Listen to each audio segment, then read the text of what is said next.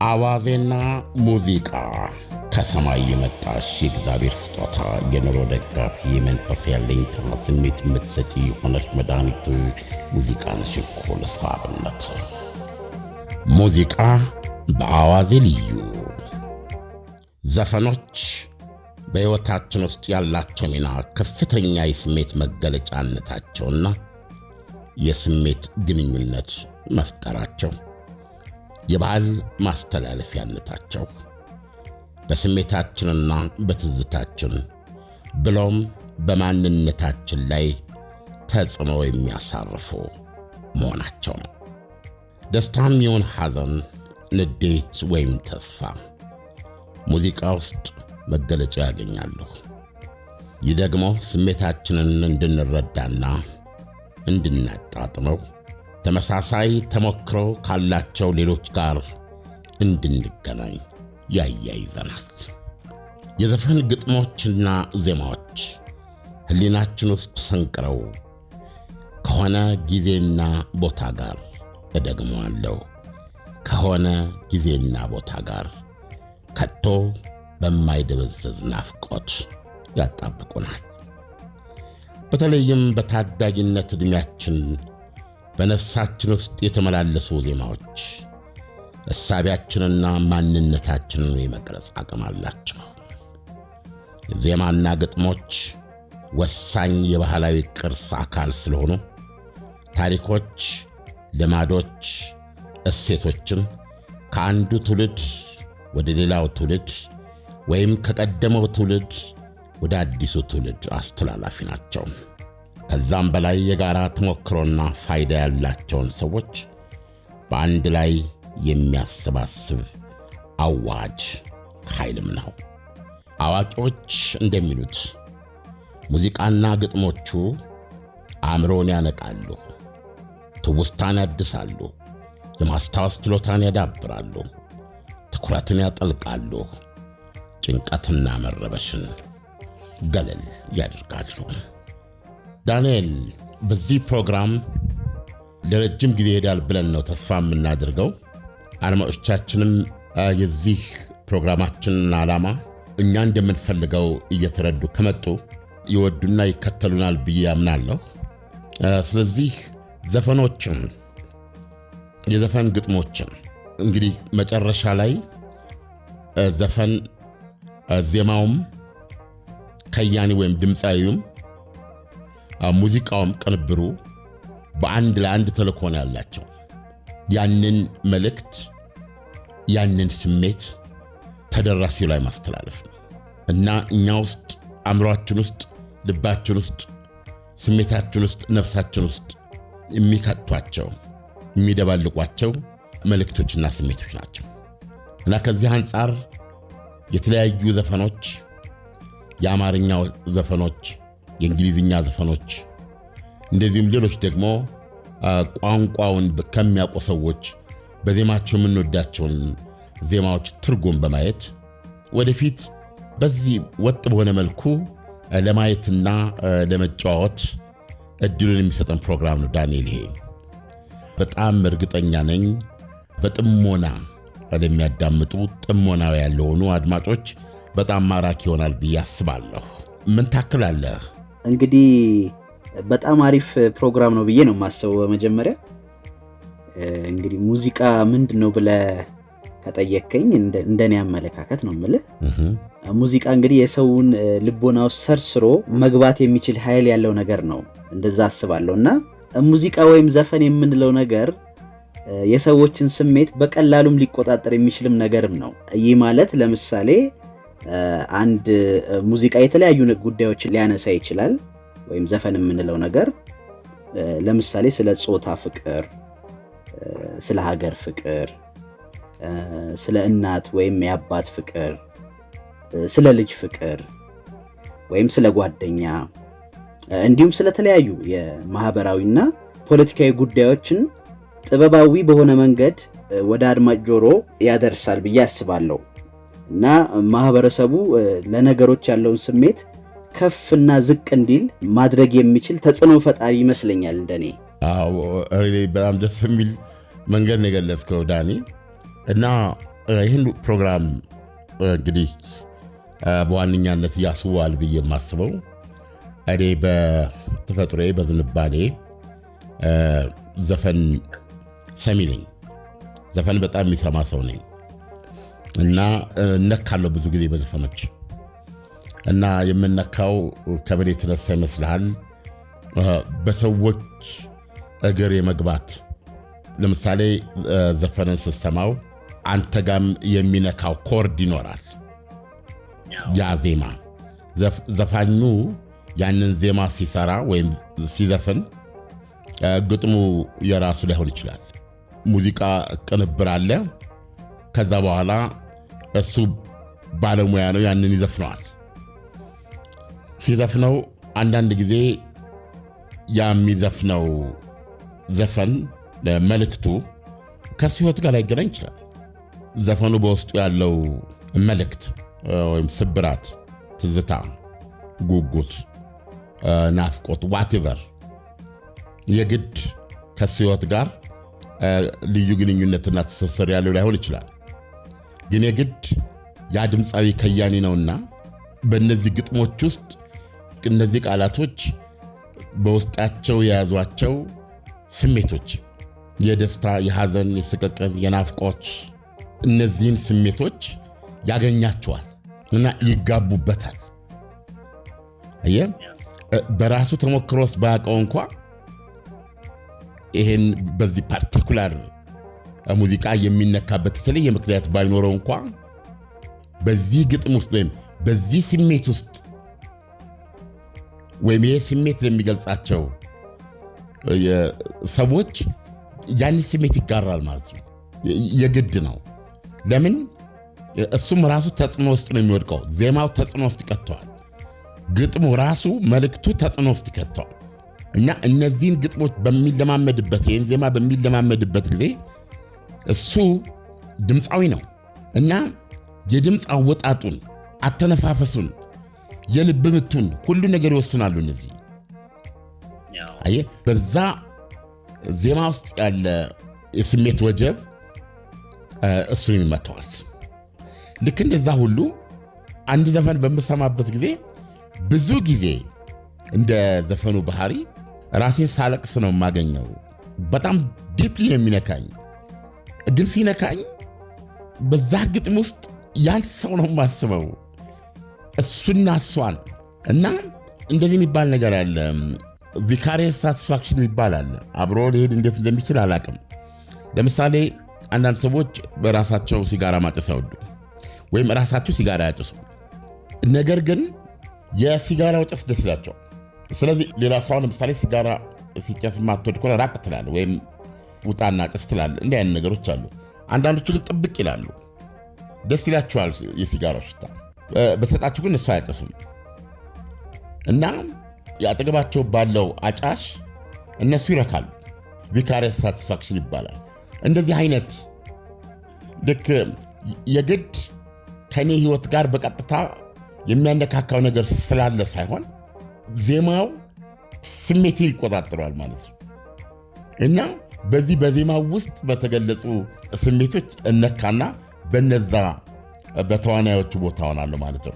እስቲ በምሳሌ አንዳንዶቹን እያነሳን ይላኒ ለዛሬ እንደው ለመነሻ መስፍን አበበና ንዋይ ደበበን መርጫቸዋለሁ። ስለዚህ እንግዲህ ብዙ እግዚአብሔር ከፈቀደ ብዙ ርቀት እንሄዳለን ማለት ነው። ለምሳሌ መስፍን አበበን እንደው መጀመሪያ ላይ ላደርግ የቻልኩት ዜማዎቹ የተለየ ቦታ ነው የምሰጣቸው። የሱ ዜማዎች ከራሱ ከመስፍን ቢያንስ በአደባባይ በምናውቀው ስናይ ብዙ ነገሮቹ ሬር ያደርገዋል።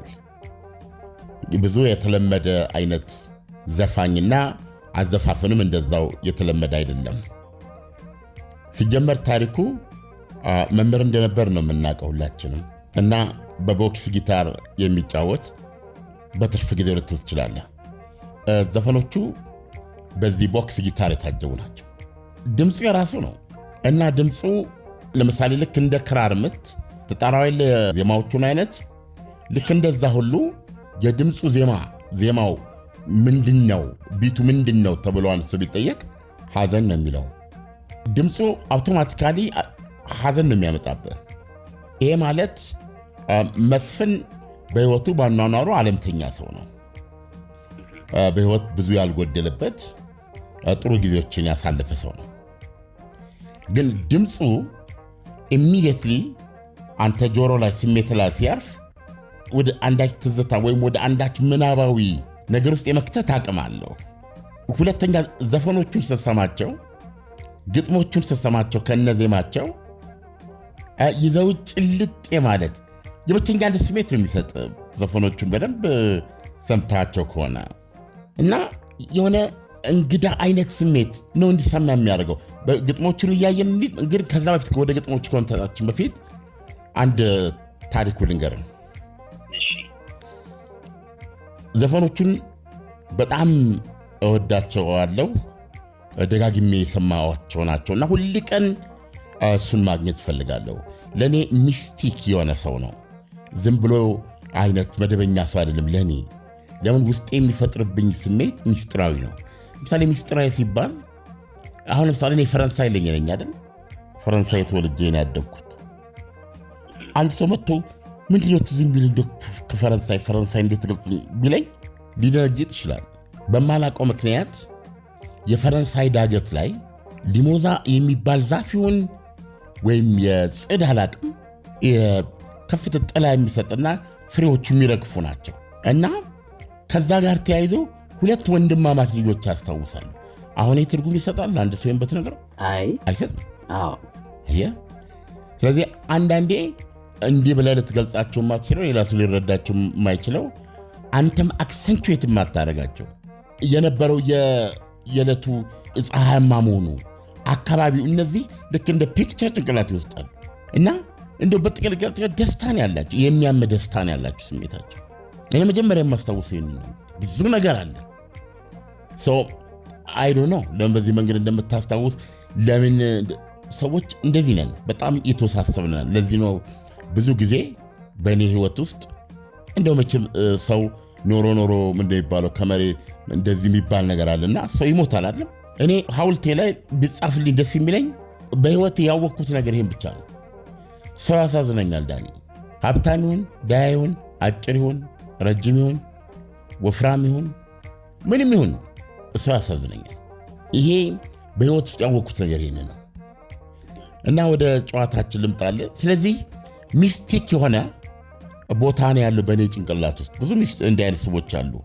መስፍን አበበ ዘፈኖቹ እና እሱን ሳስብ ቅድም ያልኩ አሁን የሊሞዛው ዛፍ ወልቶ እንደማይሆን ፀሐይ እንደዚህ እንደምል አይነት እንዲህ ማልለው ግን የሚያደርገኝ ህመሙ ደግሞ ደስ የሚለኝ ግን ሽርድድ የሚያደርግ እንዲህ አይነት ነገር አለኝ እና ማወቅ ፈለግኩ ማለት ነው።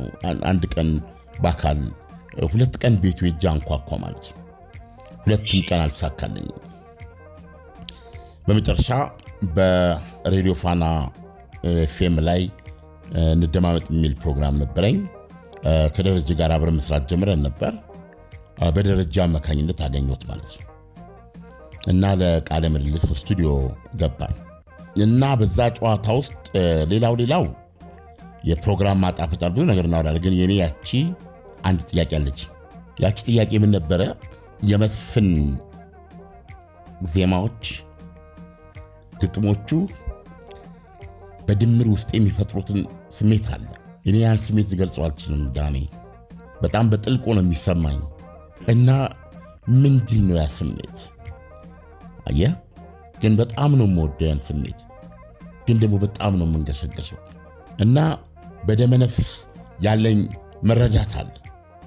ያ ሚስጥራዊ ስሜት ምንድን ነው እና ለማወቅ የፈለግኩት እሱን ነበርና መስፍን እንግዲህ ፍቅር ስንል አትዘይ እንደው ዘዴ ሰዎች ወይ አግብተን ወልደን እንኖራለን፣ አለበለዚያ ደግሞ ሳናገባም ልኖር እንችላለን። የመጨረሻ ተለያየን። ግን ሁሉ ቀን የህይወት አነሳስ በህይወት ሂደታችን ውስጥ ግን በህይወት አንጓችን ውስጥ ልዩ ቦታ አላቸው እና ስለ ፍቅር ተጫውተኝ ትችላለህ ወይ? ዜማዎችን ያው በጣም መልእክታቸው ከባድ ነው እና እስቲ እንደው ስለ ራሴ መጀመሪያ ስላንተ የመጀመሪያ የፍቅር ስሜት ልትነግረኝ ትችላለህ አልኩት።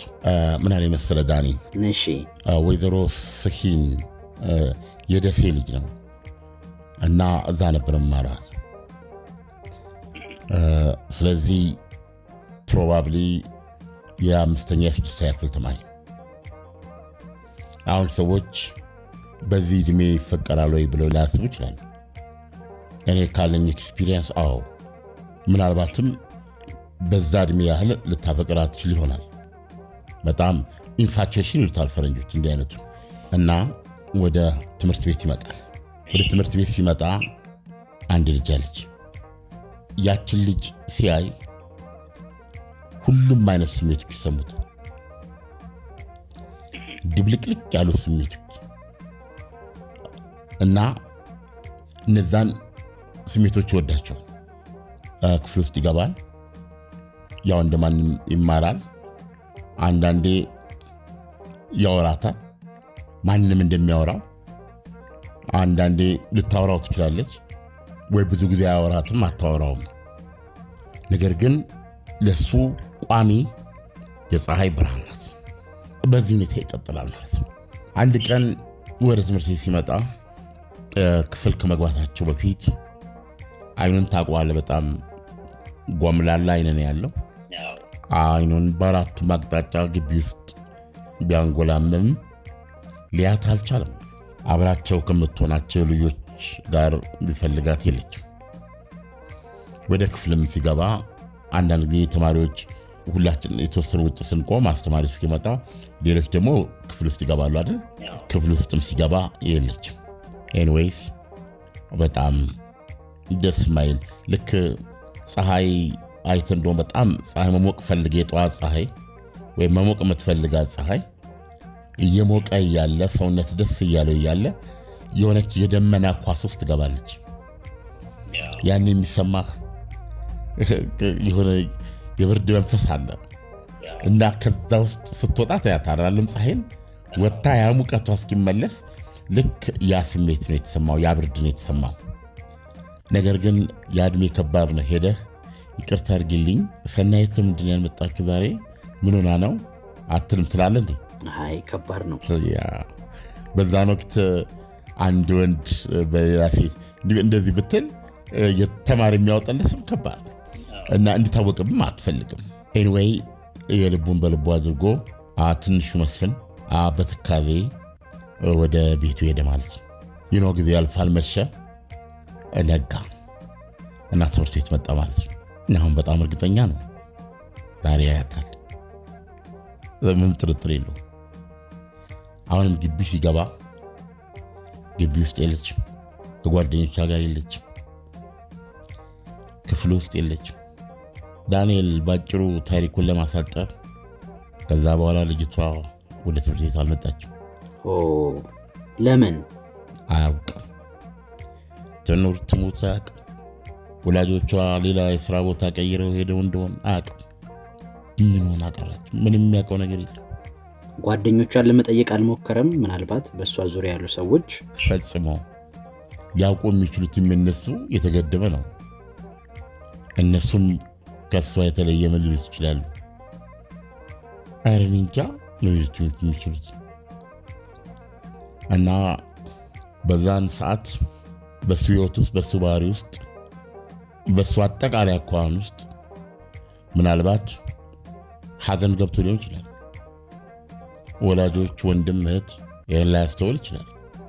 ሊያስተውልም ፈቃደኛ ሆነ እና ይህን ጥያቄ ስጠይቀው በሰማይ ነፍሱን ይማረውና እድሜው በጣም እርግጠኛ ነኝ 50ዎች ውስጥ መሆን አለበት።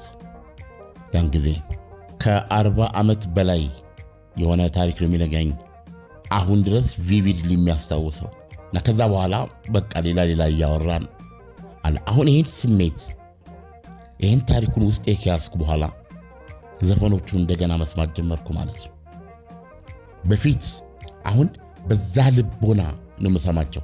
ኤግዛክትሊ ያን ማለት አይደለም ስሰማቸው። እስቲ አንዱን ላሰማ ዳኒ። ለምሳሌ አሁን መጨረሻ ላይ የተጫወታት አንዳለኝ ምላት የሚለው ዘፈኑ አለ አይደለም?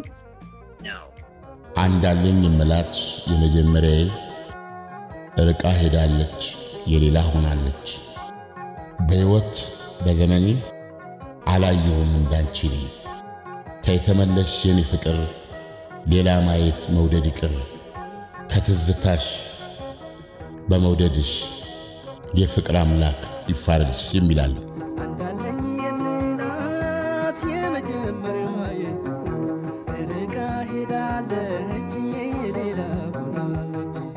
አሁን እዚህ ውስጥ የምታየው መከዳት ሊሆን ይችላል። አንዳለኝ የምላት የመጀመሪያዬ ርቃ ሄዳለች የሌላ ሆናለች ይልና ተይተመለሽ የኔ ፍቅር ሌላ ማየት መውደድ ይቅር በትዝታሽ በመውደድሽ የፍቅር አምላክ ይፋረድሽ ነው የሚለው። አሁን ይህን ዘፈን ስትሰማ ከዚህ ቅድም ካልኩ መሰረታዊ ከሆነው የልቡ የመሰረት ድንጋይ ከሆነች ከዛች ያቺ ክፍት ነገር አለች አይደለም ዳኒ? ከሷ እኮ የተለየ አይደለም። አየህ አሁን ያችን ልጅ መላ ሰውነቱ መላ ስሜቱ መላ እሱነቱ ነበር አለ የሚወዳት እና ጀስት ጠፋች። አየህ ስለዚህ አሁን አያውቀውም የጠፋችበትን ምክንያት።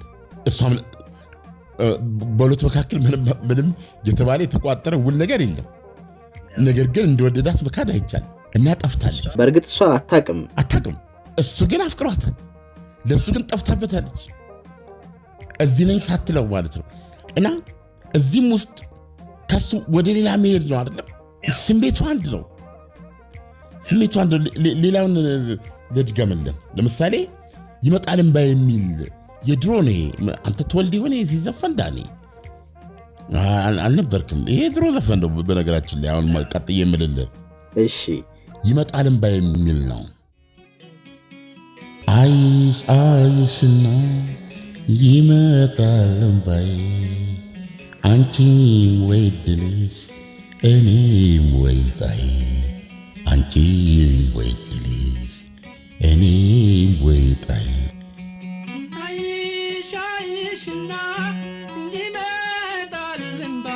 አሁን እነዚህን ግጥሞች ስታይ ያቺ ሳታስፈቅር ሳይጠይቃት ልቡን ከፍታ ገብታ እዚህ ሄድኩ ሳትለው ልቡን በርግዳ የጠፋች ልጅ አለች። እና ይመጣል እምባዬ ነው እኮ የዚህ ዘፈን። እምባ አለ፣ አልቅሶ ያልወጣለት እምባ አለ፣ መስፍን ልብ ውስጥ እምባ አለ፣ ህይወቱን እየተጣባ እምባ አለ። አይመስልም ዳኒ? አዎ ከባድ ነው ለመግለጽ ስሜቱን በሱ ቦታ ሆኖ ለማሰብ። እሱን ነው የማወራ። በሁሉም ዘፈኖቹ ላይ ይህንን ስሜት ትሬስ ማድረግ ትችላለህ። እና አይሽና ይመጣል እምባዬ አንቺም ወይ እድልሽ እኔም ወይ እጣዬ ነው የሚለው። እዚህ ጋር እድልሽና እጣዬ የሚሉት ቃላት ተወራራሽ ናቸው። ፌት የሚለውን ነው የሚይዙት። እጣ ፈንታ ማለት ነው። አንተ ማትቆጣጠረው አይደለም። እና ሁለቱም ጋር እምባ ነው። እና ምን ይላል? የቸገረ ነገር የጠፋ ለመላ እንዴት ይለያያል ሰው ሳይጠላላ። አብሬሽ እያለው ተደግፈሽ ክንዴን እምባዬ ይመጣል እንዲህም አለ እንዴ። ለካስ ከጠብ ይበልጥ ፍቅር ያስለቅሳል። አብሬያት እያለሁ እምባዬ ይፈሳል። አንቺ አገሬ ልጅ እከተልሻለሁ አገሬን ሳሚልኝ አደራ ብያለሁ ይላል ማለት ነው። እና ይህን ዘፈን ስትሰማው አሁን ያልኩህን ስሜት ትጋራለህ። አብሬሽ እያለሁ ተደግፎሽ ክንዴ እምባዬ ይመጣል እንዲህም አለ እንዴ የጠፋ ለመላ እያለ ነው የሚሄደው። ስለዚህ ይህንን ስሜት ነው ስሜቴ ውስጥ የሚከተውና ይሄ አንዱ ነውና ያንተን አስተያየት ተስማ ወደ ነዋይ ደበበ ከመሄድ በፊት።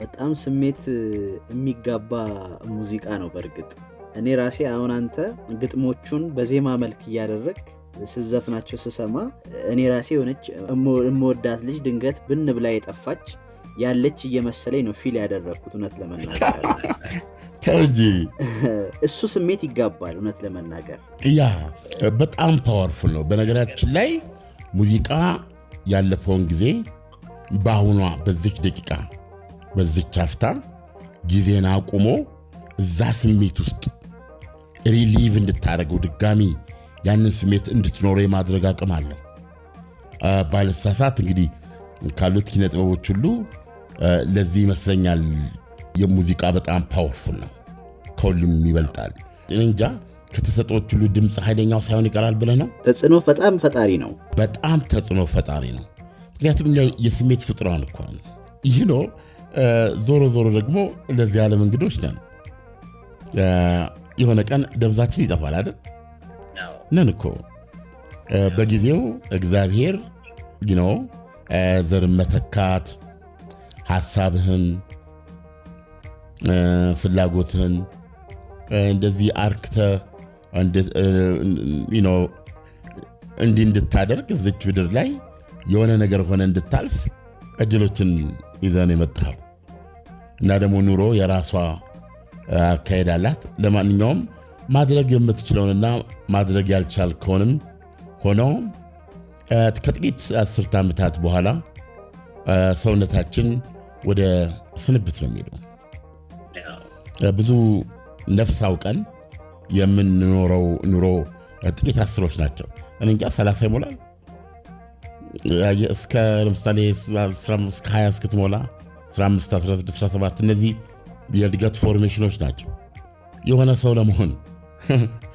ሰው ለመሆን የምትገነባበት ነው ከዛ እንደው ዝም ብለህ 20 እንኳን ብትወስድ ከ20 እስከ 40 እስከ 40 ሰው ነህ ማለት ይችላል እነዚህ ውስጥ ማድረግ ያለብኝ የምትልባቸው እድሜ ይመስሉኛል እንደ ይብዛ ከተባለ እስከ 50 ከዛ በኋላ ሁሉ ነገር ለፊቱ አይደለም ዳኒ እና በብዛት ፈረንጅ ሀገር ነው ያየሁት በራሴ ውስጥ ማይቻለሁ እና ፈረንጆችን ሳያቸው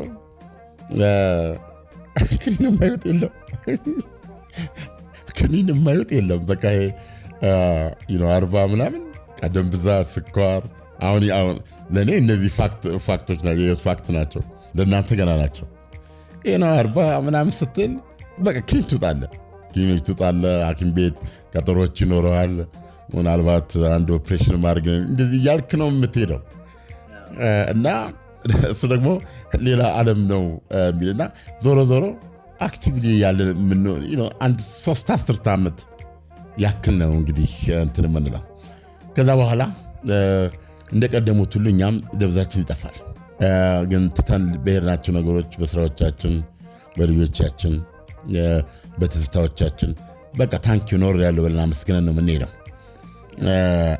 እና በዚህ ውስጥ ፓወርፉል ሚና አላቸው ዘፈኖች ብዙ ነገሮችን ትዝታውን ናፍቆቱን ስብራቱን የተለያየውን ነገር እንትን ይላሉ ወደ ነዋይ ደበበ እንሂድ እንግዲህ ስለ ነዋይ ደበበ ሌላ ቀን በሰፊው እናወራለን እና ነዋይ ደበበን በአጋጣሚ አግኝቼው እንደዚህ እንደው ተቀምጬ አላውቅም ምናልባት ወደፊት ይህን ነገር ልቀጥልበት ይችል ይሆናል ተቀምጦ የመጫወቱ ነገር ካሉኝ የራሴ ጥያቄዎች ይኖሩኛል ሰው እኮ ትልቅ ነገር ነው ስለዚህ ስለ ነዋይ ብዙ እናወራለን እቺን ዘፈኑን የሰማሁት እንግዲህ በወጣትነቱ ነው እሱ ድፍን ኢትዮጵያን አሳብዶ የነበረው እና የሱን ዘፈን ማን ዘፈን አልነበርንም እና ዘፈኖቹ ደግሞ በተለይ ለኔ የጉርምስና እድሜ ላይ የነበሩ ስለነበሩ ትልቅ ተጽዕኖ አላቸው እሱ ዘፈኖች እና ፉል ፓኬጅ ነው በነገራችን ላይ ነው አይታቃል አይደለ የምታየው የምትሰማው የምታጣጥመው ሰው ነው እና ራሱ ንቅናቄው ይገዛ ነበር አሁን ነዋይ አሁን አንድ ሙሉ ሰው ነው እና በተለይ አንድ ዜማው ይገርመኝ ነበር እና ያ ዜማ እሱ በነበረበት በዛ የወጣትነት እድሜ ላይ እንዴት ሊጽፈው ቻለ? ለምሳሌ ያልኖረ ኤክስፒሪየንስ ነው። ያን ጊዜ እንግዲህ እሱ መቼም ቤት ሄደ ቤት አለፈ ነው አይደለ? ወንድ ሴቱ ማለት ነው። እና እንደዛ አይነት ሰው ነው በዛ ሰዓት የዘፈን በዘፈነበት ሰዓት ማለት ነው። ግን ይሄ ቀጥዬ የማሰማህ ዜማው ብዙ ከሄድክ በኋላ ህይወት አግኝታ ብዙ ነገር ኤክስፒሪየንስ ካሳለፍክ በኋላ የምትዘፍነው አይነት ዘፈን እሱ ያኔ በአፍላነቱ የዘፈነው መሆኑን ሳስበው እደነቃለሁ ማለት ነው። በኋላ የሆነ ሰው ስሙን መጥቀስ አያስፈልግም፣ ቀጥታ እኮ ከእሱ የግል ህይወት ጋር የሚያያዝ ነው ይህንን ዜማ የሰራው፣ ይህን ግጥም የሰራው ከራሱ ህይወት ጋር የተያዘ እውነተኛ ነገር ነው እንጂ በገጣሚነቱ የከተበው ብቻ አይደለም ብሎ አለ። ያ ለወጠኝ ማለት ነው። የትኛው ይመስላል መሰለም? እኛው እንታረቅ የሚለው ዜማው ነው። እና የህይወቱ ኃይለኛ ፍቅር ሊባል የሚችለው ፍቅር ላይ በነበረበት ጊዜ የተጫወተው ዜማ ነው። እና በዛን ወቅት የህይወቱ የወደፊት አቅጣጫ ብሩህ ነበረ። እነ እሸት በላው፣ እነ ወንዝ አፈራሽ እነዚህን ያዜመ እና ሳር ቅጠሉን ያነቃነቀ ወጣት ኢትዮጵያ ታረግድለታለች አይደል? በዛን ወቅት አይ ዶንት ኖ አንተ ታስታውስ እንደሆነ አንተ የለም ያኔ አምሹር እኛ ግን የጉርምስና ሰዓት ላይ ነን፣ አስራ ቤቶች ውስጥ ነን ያኔ። ስለዚህ ኗይ የተባለበት ነውና በዛ ሰዓት ላይ ከፍተኛ መነሳሳትና ተመስገን የምትልበት እግዚአብሔር የሰጠህን ቦታ ያስቀመጠልን ፊውቸር የምትጎመጅበት እድሜ ነው የሱ። ነገር ግን እንደዛም ሆኖ ህይወት ለማድረግ ያው ዞሮ ኢኮኖሚዎች አሉ አይደለም? ገና እነሱን መያዝ በጣም የህይወት መነሻ ጊዜ ነው እና በዛ ሰዓት ለነበረች ፍቅረኛው ይጻፈው ነው ነበር። ልቤ እንደመረበሽ አለ እንደመናፈቅ ከፊቴ ላይ ሳጣሽ ሁልጊዜ መጨነቅ ሁሉን ነገር ትቼ ይቅርታ ልጠይቅ አስታራቂም የለን እኛው እንታረቅ አቱኝ ወደ ባሻ አይብዛ ቅያሜሽ የወዴን ሳታውቂ ያፌን ተከትለሽ አውቄያለሁና ብዙ እንደበደልኩሽ ጥፋቴን አላስተባብልም በድንገት መሳሳት አያጨካክንም አውቄያለሁና ብዙ እንደበደልኩሽ ጥፋቴ ገብቶኝ ነው እንታረቅ ያልኩሽ መቼም በአጋጣሚ መሳሳት ቢኖርም ያለፍነውን መርሳት አያቀባብርም ግድ የለም ፍቅር ያለ የማይሆነው የለም አረ እንዴት ልታገስ እንባ ከቅንድቤ ከጉንጬ ሲታፈስ ልቤ እንደመረበሽ አለ እንደመናፈቅ ከፊት ላይ ሳጣሽ እና ይሄ በትክክል እሱ ኤክስፒሪየንስ ያደረገው ነው ይላል።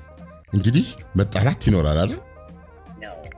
መኳረፍ፣ ትቀናለህ፣ ትቀናባሃለች፣ ሰማይ ይደፋብሃል፣ ኩራት አለ አይደል? እንደዚህ ሁሉ ነገሮች አሉ እና ብዙ ጊዜ ትጣላለህ ወይ ጓደኞች ብዙ ጊዜ ያስታርቁሃል። ከዛ በኋላ እናንተ ተለያይታችሁ ይሆናል። ጓደኞች ደግሞ ልማዳቸው ነው ብለው ጣል ሊያደርጉት ይችላሉ። አየህ ቀን ደግሞ ይሄ መለያየታችሁን ቀን በመሃል እየበዛ ሲመጣ ስጋት አለ፣ ላጣት ይሆን የሚል አለ፣ ኩራት አለ። የእናንተን ሁኔታ አይቶ ይሄን ነገር ቶሎ ሊያገናኛችሁ ልማዳቸው ነው ብሎ ይተዋዋል። ገባ?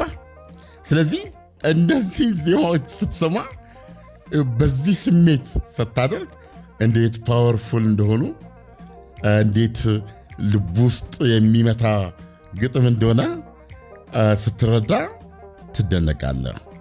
አቱኝ ወደ ባሻ አይብዛ ቅያሜሽ የሆዴን ሳታውቂ ያፌን ተከትለሽ አውቃለሁና ብዙ እንደበደልኩሽ ጥፋቴ ገብቶኝ ነው እንታረቅ ያልኩሽ ይላል። ከዛ እዚህ ጋር ይመጣና መቼም ባጋጣሚ መሳሳት ቢኖርም ያለፍነውን መርሳት አያቀባብርም። ግድ የለም ፍቅር ፍቅር ያለ የማይሆነው የለም። አረ እንዴት ልታገስ እምባ ከቅንድቤ ከጉንጬ ሲታፈስ ይላል። አየ ምን ያህል በውስጡ እንደተጎዳ አየ። ግድ የለም የሚለውስ ምንድን ነው? ግድ የለም ፍቅር ፍቅር ያለ የማይሆነው የለም። እዚህ ጋር ኩራቱ የሚጀንነው ነገር አለ አይደል? ስብርብር ነው እያለ ያለው ማለት ነው። እና እንትንም አለው እና ትንሽም አሰቃይቷለች። ይሄን እንዲህ አድርገዋለች። አየ አንዳንድ ጊዜ እኮ አውቃት መጣልኝም እንዴ የሚል ነገር እኮ አለ አይደል እንዴ? እና መጨረሻ ላይ ነገር አለሙ ይደፋባል። ስለዚህ አሁን ግድ የለም ፍቅር ፍቅር ያለ የማይሆነው የለም። አረ እንዴት ልታገስ እምባ ከቅንድቤ ከጉንጬ ሲታፈስ። ይሄ እንግዲህ ለእንጃ ለ23 ለ24 ዓመቱ ምናልባት ለ23 እና ለ24 ዓመቱ ወይ ለ23 እና 24 ዓመቱ ምና 22 ፕሮባብሊ በዚህ ዕድሜ ያለው ነዋይ ነው። አየህ አሁን ላለው ነዋይ የ22 ዓመቱ ዕድሜው ነዋይ በጣም የተለያዩ ናቸው። ነገር ግን በአሁኑ በ60ዎቹ መጨረሻ ላይ በሚገኘው የነዋይ ህይወት ውስጥ ከፍተኛ ምዕራፍ ያለው በልዩ የትዝታ ቦታ የያዘ ዘፈን ነው። ስለዚህ ዘፈኖችና ግጥማቸው አንደኛ በዚህ መንገድ ስታያቸው በተለይ ከታሪካቸው መነሻ ጋር ስታየው ልዩ ትርጉም ይሰጡሃል። ሌላው ግን ድምፃውያን ማወቅ ያለባቸው ነገር ዘፈናቸው ወደ ህዝብ ከወጣ በኋላ እውነቱን ለመናገር የነሱ አይደለም። ዘፈናቸውን ሁላችንም ስንሰማው አንድ አይነት መረዳት፣ አንድ አይነት ልምድ፣ አንድ አይነት ስሜት እናሳልፋለን ማለት አለ። ማጋነን ካልሆነ ሚሊዮኖች ሲያዳምጡት በመቶ ሺዎች የሚቆጠር የተለያየ ስሜት ዘለላ የያዙ ነው የሚሆኑት። ለአንዳንዱ በተለይ ዘፋኙም ገጣሚውም ዜማ አውጪውም ሙዚቃ አቀናባሪውም ይሆናል ብለው ባልገመቱት መንገድ የአንዱን ሰው የተደራሲ ህይወት ዲፋይን ያደረጉ ዘፈኖች ይሆናሉ። እና አንዳንድ ጊዜ ድምፃውያን ወይም ዘፋኞች በመንፈስ ደረጃ የሚታዩ አሉ። እንደ ሰው ልትቆጥራቸው ማትፈልግ ፍጹም ልዩ ፍጹም ብርቅ ቢኖርህ ብትሰጣቸው ማጠገብ ብታያቸው ማትረካ ብታገኛቸው ማትረካ። አንዳንድ ጊዜ ምን አይነት ነገር አለ መሰለህ ዳኒ፣ በጣም በህይወቴ ውስጥ ለምሳሌ ልዩ ቦታ ልሰጣቸው የሚፈልጋቸውን ሰዎች ፊዚካሊ ባለማግኘት አምናለሁ። ይገርማል። እንዴት? ሪያሊቲ የማትክደው ልትኖረው የተፈረደብህ እውነታ ነው። ግን ሪያሊቲ ደስታ ነው ማለት አለ። ስለዚህ አንዳንድ ሰዎች የህይወቴ ሚስጥር እንዲኖሩ ነው ፈልገው፣ የህይወቴ ብርቅ እንደሆኑ እንዲቀጥሉ ነው ፈልገው። አግኝቻቸው አብሬ በመውጣትና በመውረድ የእውነታ አካል እንዲሆኑ አልፈልግም። ያንን ስሜቴን ይዤ ነው መኖር ፈልገው። ከነዚህ ሰዎች አንዱ ዶን ዊሊያምስ ነው። በሚቀጥለው ቀን ዝግጅታችን የዶን ዊሊያምስን ታሪክና የዶን ዊሊያምስን ዘፈኖች ግጥሞችን በማንሳት በተመሳሳይ እንጫወታለን ዳኒ። እና ሰዎች በማይኖሩበት ጊዜ እንደ ልቤ ድምፄን ከፍ አድርጌ እንደምዘፍን ልነግርህ እፈልጋለሁ። ስለዚህ በነዋይ አዝማች የዛሬውን ፕሮግራም ልዝጋው። ልቤ እንደመረበሽ አለ እንደመናፈቅ ከፊቴ ላይ ሳጣሽ ሁልጊዜ መጨነቅ ሁሉን ነገር ትቼ ይቅርታ ልጠይቅ አስታራቂም የለም እኛው እንታረቅ እኛው እንታረቅ እኛው እንታረቅ አዋዜና ሙዚቃ ከሰማይ የመጣሽ የእግዚአብሔር ስጦታ የኑሮ ደጋፊ የመንፈስ ያለኝታ ስሜት የምትሰጪ የሆነች መድኃኒት ሙዚቃ ነሽ እኮ ለሰው አብነት። ሙዚቃ በአዋዜ ልዩ